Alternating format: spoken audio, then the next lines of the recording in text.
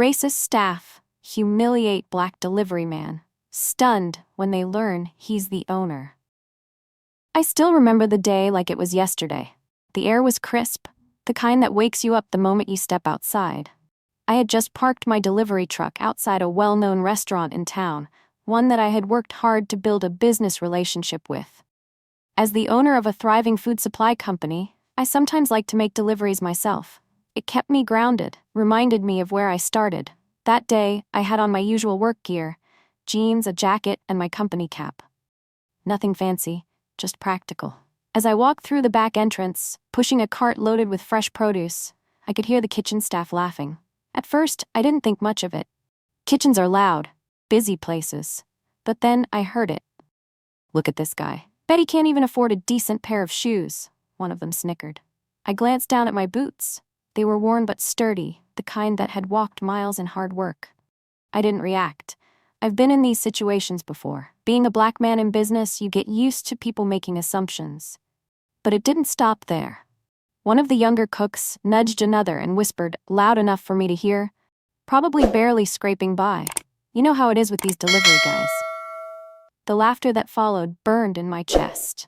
I kept unloading the crates, sprung-laced grasp, moving with the same steady rhythm I always did.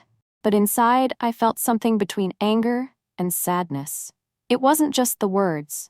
It was the way they looked at me, like I was less than them, like I didn't belong. I took a deep breath. I wasn't about to let them see me sweat. The head chef, a man I had met a few times before, walked in just as I was finishing up. "Hey, you done here? Make sure you don't mess up the order." His tone was sharp, dismissive. That was it. I pulled off my cap and looked him in the eye. "Actually," I said, my voice calm but firm, "I own this company." Silence. I let it sink in. The smirks disappeared. The head chef blinked, confused. One of the cooks turned red, suddenly finding the floor very interesting. You own it?" The chef's voice had lost its edge. "Yes, every delivery you've gotten for the past 2 years? That was from my company, my team. I built this business from the ground up." I saw it then, that shift in their faces. Embarrassment, shame, maybe even regret. But it didn't matter. I wasn't looking for an apology. I wasn't even angry anymore, just tired. Tired of always having to prove myself. Tired of people assuming that success doesn't come in my skin color. I looked around the kitchen, making sure to meet the eyes of the ones who had left. "Respect costs nothing," I said, grabbing my clipboard. "But disrespect, that can cost you business." I turned to leave, but not before adding, "And just so you know, those delivery guys you look down on, they're the backbone of this industry. Without them, you wouldn't have anything to cook." I walked out, head held high, and got back into my truck. As I drove off, I saw them through the window, still standing there, still processing what had just happened. And in that moment, I knew, change doesn't always happen instantly. But sometimes all it takes is one moment to make people see the truth. I didn't need their respect. I already had my own. That night, I sat at my desk, looking over the invoices from the day. Business was booming, but moments like these made me reflect on the journey. I had started this company from nothing, scraping together every dollar to invest in my first truck, making calls, shaking hands, proving myself over and over again. I thought about my grandfather, who used to tell me, success isn't just about money, it's about dignity, it's about holding your head high, even when the world tries to put you down. Those words echoed in my mind as I leaned back in my chair, exhaustion washing over me. The next morning, my assistant handed me an email from the restaurant's general manager. An apology.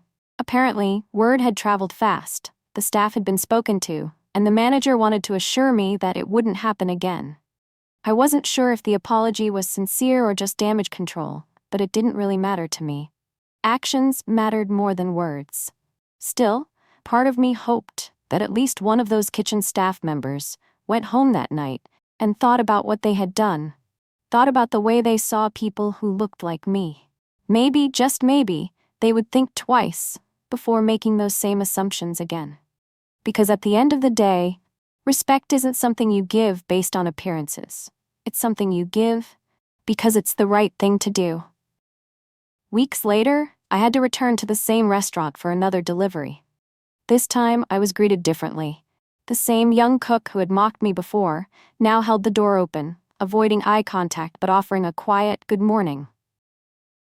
The head chef actually thanked me as I handed over the invoice. I could sense the discomfort, but also a shift. Small, but there. Maybe they still saw me as the delivery guy. Maybe they still harbored their own prejudices. But at least now, they knew the truth, and that was enough for me. I built my success through hard work, integrity, and perseverance. I didn't need their validation, but I hoped that my presence, my story might challenge them to see the world differently, to understand that you never truly know someone's story just by looking at them. And maybe, just maybe, next time they see another delivery worker, they'll remember me. And they'll think twice before judging. Hey everyone, if this story moved you, if it made you think, or if it reminded you why we need to keep having these conversations, please take a moment to like this video. It really helps spread awareness. I'd love to hear your thoughts, so drop a comment below. Have you ever witnessed or experienced something like this? Let's talk about it. And if you believe stories like this deserve to be told, make sure to subscribe to the channel. We're here to share real, powerful stories that need to be heard. Lastly, share this with your friends and family. The more people who see this, the more we can bring awareness and change. Thank you for watching and being part of this journey. Let's keep pushing forward, together.